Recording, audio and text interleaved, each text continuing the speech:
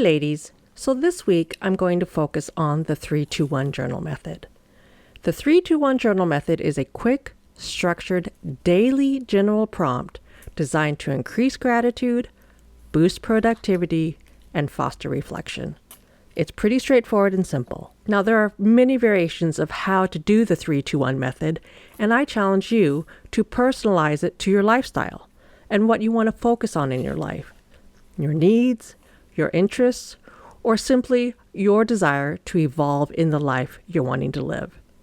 And aren't we all wanting to live the very best joy-filled life, especially at this point in our lives, being women of a certain age? Today, I'm going to show you 2 different styles that might interest you. The first is gratitude and focus, basically a daily reset. The first thing that I write down is 3 things I'm thankful for, meaning specific moments, people, or things. The reason I love this prompt is that this is a great way for me to really focus on the here and now, to live in the present. This enables me to backtrack over my day and pluck out pieces of joy that have been sprinkled throughout the humdrum of my everyday life. Now, a lot of people think that just because their life might look the same every day, that means that their life is boring. I don't look at it that way.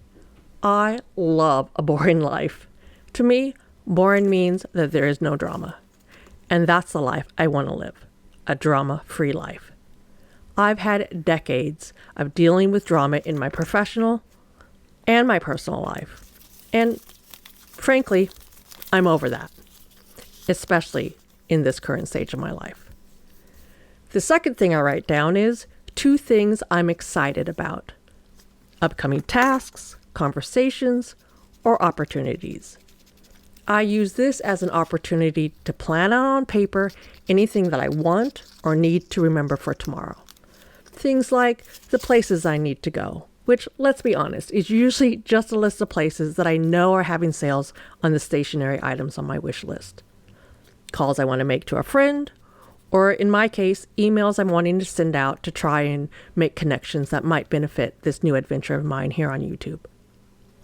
And then the last thing is 1 goal or intention, 1 big thing to accomplish today.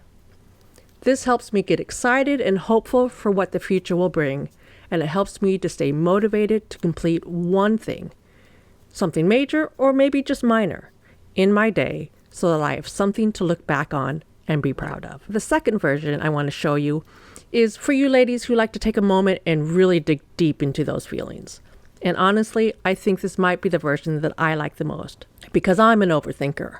And this helps me categorize the chaos inside my brain and helps to bring the calm that I desire in my life. This version is all about reflection and growth. And the first on this prompt list is 3 things I learned, lessons from the day. Maybe it's a new recipe for something I'm going to try cooking for the first time.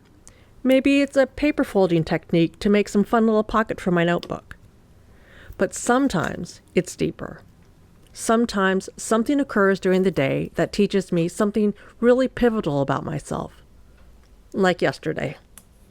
Yesterday, as I sat in my car in traffic because it snowed overnight and people in my area don't know how to drive in the snow. I lived in the Midwest. I know how to drive in the snow. I know how to drive in the snow for 5+ months a year.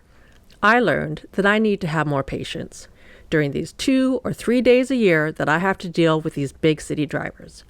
It's not their fault that they don't know how to drive in the snow.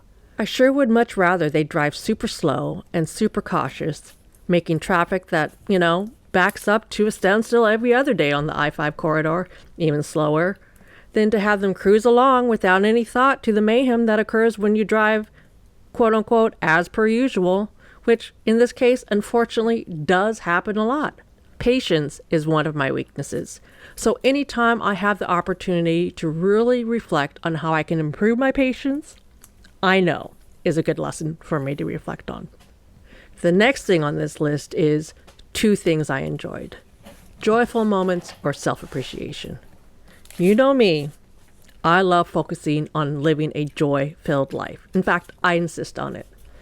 So looking for joyful moments in my life usually comes as second nature to me.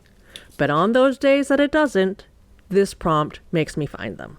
Sometimes it's as simple as saying, I enjoyed how my morning coffee tasted. I got the perfect balance of cream to coffee. And sometimes it's more complex and reflective. Mitzi, you rocked it today.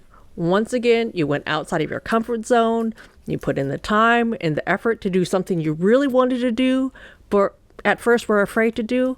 And look at you now. What an amazing time you had doing it. These are 2 examples of 2 things that I write down in this category. And the last prompt in this 3-2-1 triangle is 1 actionable improvement, 1 thing to do better tomorrow. And yes, ladies, this is the hardest prompt for most of us, as we try to balance out the desire to grow with the all-important step of not seeking out perfection, as there is no such thing. It's a fragile, slippery slope that I'm trying to find my balance on each and every day. My desire to grow slowly but surely into the woman that I desire to be, while also valuing and celebrating who I am today. So what do I write down? I write down things like, I want to be better at not lashing out when I'm triggered by something negative somebody says to me or about me. Their opinion is really none of my business. I know who I am. I know what my intentions are. Not everyone is going to understand you. And guess what, Mitzi? Everyone is allowed to have an opinion. And remember, more often than not, if you are actively trying to live a positive, joy-filled life, if someone says something super negative, it's really not even about you. It's about something that they're struggling with. So stay in your lane. Don't get sidetracked by the negativity. It's only going to veer you off the path that you're trying to follow. So these are 2 examples of the 3-2-1 journal method. So why should you try it out? Why am I challenging you to commit to a week of this journal style? Well, the reason is because I think that the benefits you may get from this 3-2-1 method can help you find clarity in a way that only comes about when you take the time to really look at the smallest details of who you are, what you want, and how you're planning on moving forward to achieve it. Now, do I use this tiered method every day? No, I don't.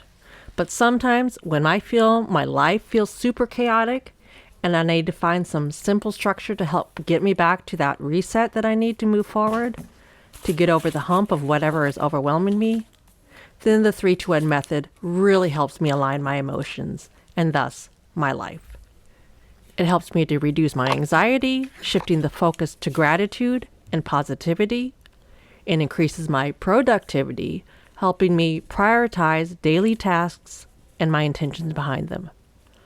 And most importantly, it helps build my self-awareness, highlighting both my accomplishments and the areas of my life that need improvement in order for me to be the best of who I am and who I want to be. That's why this week, I want to introduce you to the 3-2-1 method of journaling. I want to inspire you to challenge yourself to give this a try.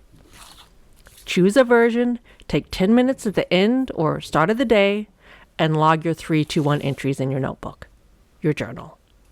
I'll be back tomorrow to check in and see how everyone is doing. And because I know you ladies that have been with me from day one love yourself a daily prompt, tomorrow I'll throw out a list to get you through the week if you find that the 3-2-1 method just isn't working for you.